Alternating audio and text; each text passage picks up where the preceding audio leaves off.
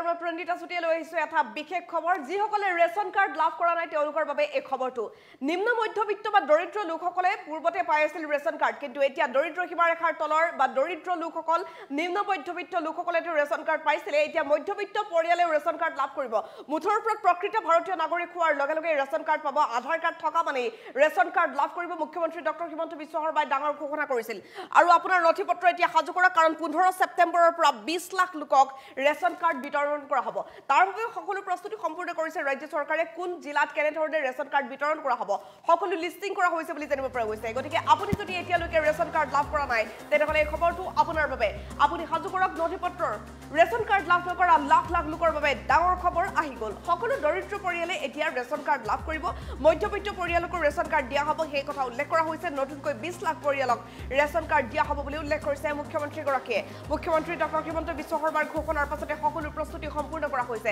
15 ছেপ্টেম্বৰৰ পৰা আৰম্ভ হ'ব আবেদন প্ৰক্ৰিয়া আৰু আবেদন কৰাৰ লগে লগে আপোনাৰ লিষ্টত নাম হ'ব আৰু তাৰ পাছতে আপুনি পাব ৰেচন কাৰ্ড জিলা ভিত্তিত বিতৰণ কৰা হ'ব এই সমূহ ৰেচন কাৰ্ড প্ৰতিখন জিলাতে ৰেচন কাৰ্ড বিতৰণ কৰা হ'ব ৰেচন কাৰ্ডৰ আবেদন কৰিবৰ বাবে বাধ্যতামূলক আপোনাৰ আধাৰ কাৰ্ড অৰ্থাৎ আপুনি প্ৰকৃত ভাৰতীয় নাগৰিক হ'ব লাগিব আপোনাৰ আধাৰ কাৰ্ড থাকিব লাগিব আবেদনৰ সময়ত সংলগ্ন কৰিব লাগিব আধাৰ কাৰ্ড গতিকে আধাৰ কাৰ্ডত যদি কিবা বিসংগতি আছে এতিয়াই ঠিক কৰি লওক আপুনি প্ৰপত্ৰ পূৰণৰ সময়ত আধাৰ কাৰ্ড ভোটাৰ কাৰ্ড আদি গাঁঠি দিব লাগিব গতিকে আপুনি আধাৰ কাৰ্ড আৰু ভোটাৰ কাৰ্ড এতিয়াই ঠিক কৰি ৰাখক সকলো নথিপত্ৰ জমা কৰি আবেদন কৰাৰ পিছতে আপুনি লাভ কৰিব ৰেচন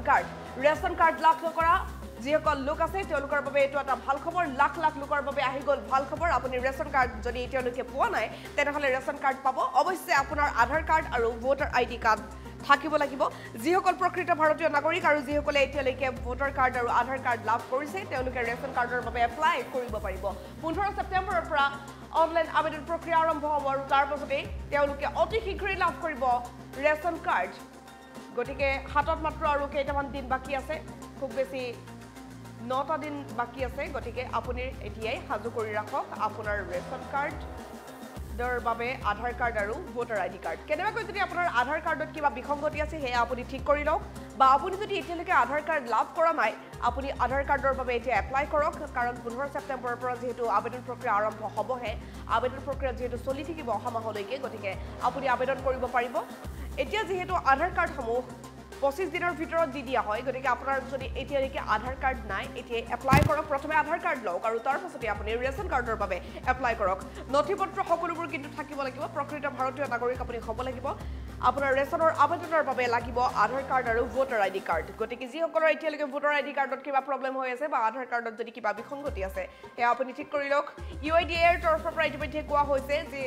সকলে এতিয়ালৈকে আধাৰ আপডেট কৰা নাই তেওঁলোকে আপডেট কৰাই ল'ব লাগিব আপডেট কৰাটো বাধ্যতামূলক আৰু যিসকলে আধাৰ কাৰ্ড লাভ কৰা নাই তেওঁলোকেও আবেদন কৰিব পাৰে আৰু তেওঁলোকক সোনকালে আধাৰ কাৰ্ড দিয়াৰ ব্যৱস্থা ভাৰত চৰকাৰে কৰিব ৰেচন কাৰ্ডৰ বাবে আবেদন কৰিবৰ বাবে যেহেতু আধাৰ কাৰ্ড বাধ্যতামূলক মনত ৰাখিব আপোনাৰ আধাৰ কাৰ্ড থাকিব লাগিব আৰু আপডেটেড আধাৰ কাৰ্ডখনহে আপোনাক লাগিব আবেদনৰ সময়ত সংলগ্ন কৰিব লাগিব আধাৰ কাৰ্ড গতিকে মনত ৰাখিব আধাৰ কাৰ্ডখন যাতে আপোনাৰ একুৰেট ভালদৰে আপডেটেড হৈ পেলাই আহে প্ৰপত্ৰ পূৰণৰ সময়ত আধাৰ কাৰ্ড আৰু ভোটাৰ আইডি কাৰ্ড গাঁঠি দিব লাগিব সকলো নথিপত্ৰ জমা কৰি আবেদন কৰাৰ পিছতেই আপুনি লাভ কৰিব ৰেচন কাৰ্ড জিলাই জিলাই ৰেচন কাৰ্ড বিতৰণ কৰা হ'ব আৰু 20 লাখ লোকক এবাৰ ৰেচন কাৰ্ড দিয়া হ'ব বুলি উল্লেখ কৰিছে মুখ্যমন্ত্ৰী গৰাকীয়ে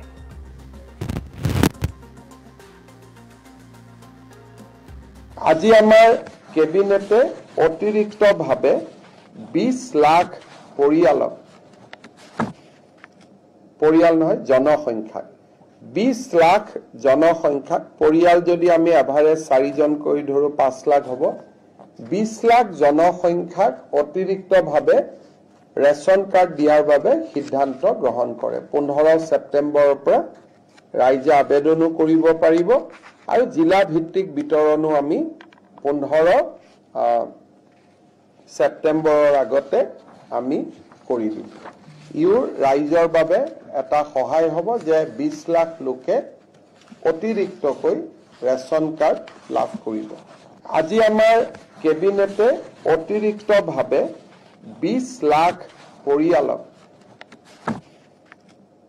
নহয় জনসংখ্যা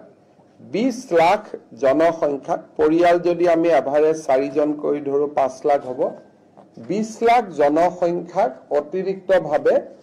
ৰেচন কাৰ্ড দিয়াৰ বাবে সিদ্ধান্ত গ্ৰহণ কৰে 15 ছেপ্টেম্বৰৰ পৰা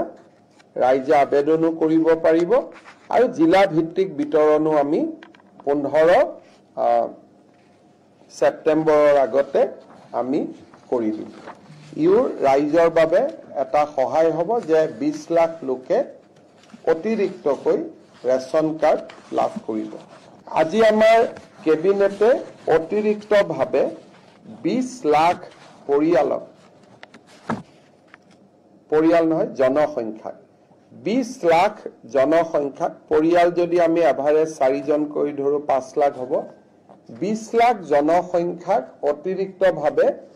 ৰেচন কাৰ্ড দিয়াৰ বাবে সিদ্ধান্ত গ্ৰহণ কৰে 15 ছেপ্টেম্বৰৰ পৰা ৰাইজে আবেদনো কৰিব পাৰিব